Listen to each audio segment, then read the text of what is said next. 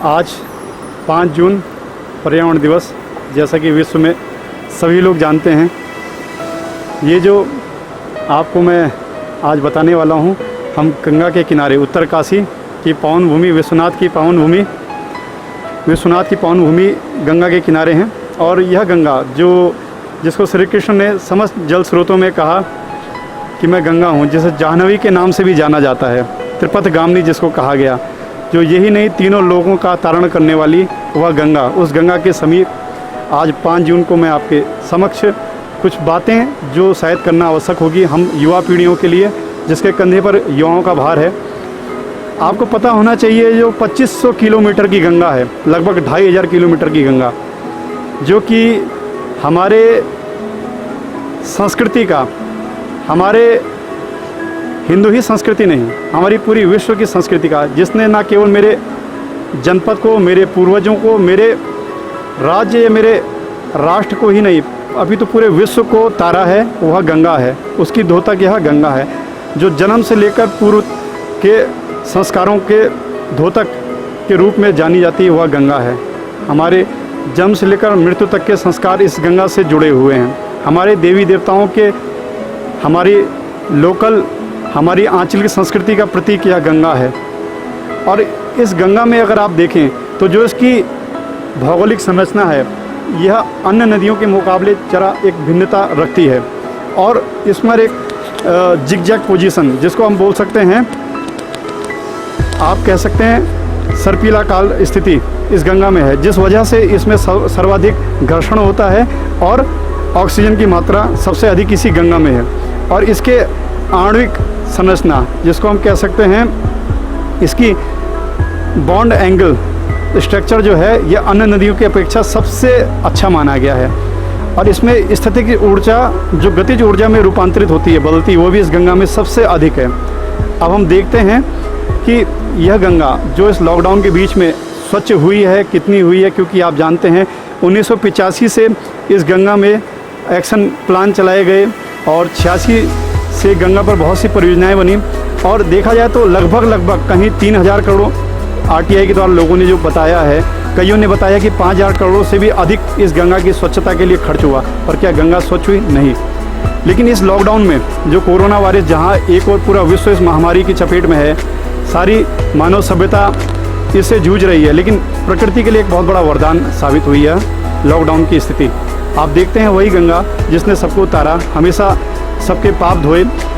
आज वो गंगा अपने लिए जब ऐसी स्थिति में आ गई थी, जब जीर्ण क्षीर्ण अवस्था हो रही थी, जहाँ बड़े बड़े बांधों ने इसकी अविरल धारा को बांध दिया था, जहाँ बड़े बड़े मिल कारखानों के कूड़े कचरे ने इसको और घरों से निकले कचरों ने इसको अपने में बांध दिया था, नाली और सीवरों की लाइनें इसमें जा रही थी। एक अनुमान के मुताबिक बताया जाता है, प्रोफेसर पीके मिश्रा जो केमिकल इंजीनियर हैं Indian institute of technology BHU में, आपके अनुसार लगभग 130 से 150 टन इंडस्ट्रियल कचरा जो कि गंगा में जाता था, बनारस और यूपी और अन्य इलाकों से, लगभग जिसको कहें तो 6500 से 6700 लीटर जो आप देख सकते हैं जो इस गंगा में बहाया जाता था, जो लगभग कुल कचरे का 30% भाग था। लेकिन आप देखें उसी गंगा में आज यह लॉकडाउन के चलते बंद हुआ है, जिस वजह से गंगा स्वच्छ हुई है। हम देख सकते हैं गंगा की आणविक संरचना, गंगा की अविरल धारा और इस गंगा के बहाव को। और लगभग 3000 से 4000 श्रद्धालु जो केवल बनारस के घाटों में नहाया करते थे, उसमें होली बात एक पवित्र स्नान के निमित्त आया करते थे। और लगभग 100 से 150 या 200 शव जो गंगा के किनारे अभी भी आप देख सकते हैं, एक शव यहाँ उत्तरकाशी की गंगा के घाट के बाईं तरफ जो जोशाड़ा नामक स्थान है, वहाँ जलाया जा रहा है। लगभग इतने शव जलाए जाते थे, लेकिन आज उन शवों की संख्या मात्र 20 से 25 रह गई है। और इससे भी गंगा में एक पॉजिटिव साइन आप देख सकते हैं। इसके जो बायोकेमिकल सिस्टम है, इसका जो बैक्टीरियोफाज इसके अंदर जो पाया जाता है वो तत्व है, वो गंगत्व है, वो और जीवंतता में पुनः हमारे सामने आया है।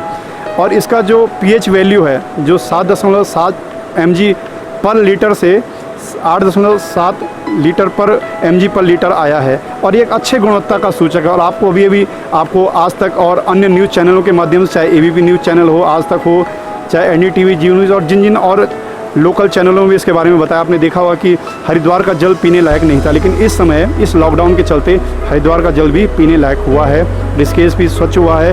और आपने कई स्थानों में सुना होगा, ना केवल गंगा, यमुना, अन्य नदियाँ जहाँ आप देख सकते थे बड़ी गंदगी थी, आजकल कई लोगों ने बताया सहारनपुर, मेरठ और लखनऊ और यूपी, बिहार के कई स्थानों से आपने देखा कि डॉल्फिन जो थी वो डॉल्फिन भी अब दिखने लगी है इस गंगा में, जो एक अच्छा सूचक है, पर्यावरण का एक अच्छा सूचक है।